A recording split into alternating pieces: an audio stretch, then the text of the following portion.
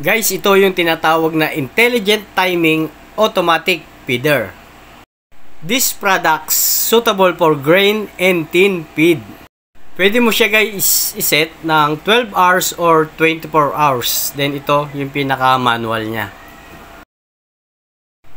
Battery operated to guys. Kaya pag umorder ka nito, may kasama na siyang dalawang AA na battery.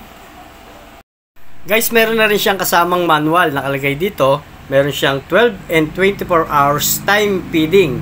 Clip sticker installation, 50 and 100 gram double box adjustable feeding.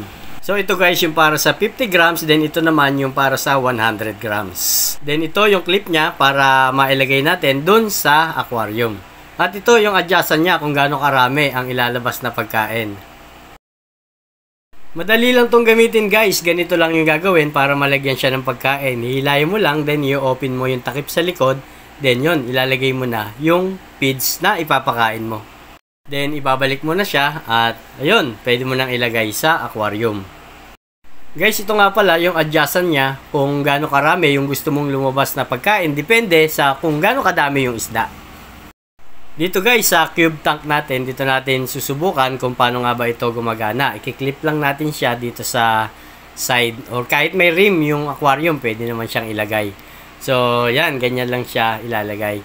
So, ito yung itsura niya. Then, yung sa likod, meron siyang switch na gusto mo kung 12 hours or 24 hours yung interval na gusto mong mag-automatic na lumabas yung pagkain. Then, ito, pag pinindot mo yung button na yan, aandar na yan, then mag-i-start na mag-count ng 12 hours or 24 hours kung saan mo siya isinet. So, ayan, naglabas na siya ng pagkain. Then, after 12 hours, kung doon nakaset, maglalabas na uli siya ng pagkain. Okay guys, dito sa Yellow Basket, dyan mo mabibili kung kailangan mo ng ganito at magbabakasyon ka. I-add to cart mo na guys and mag-check out ka na din. Happy fish keeping!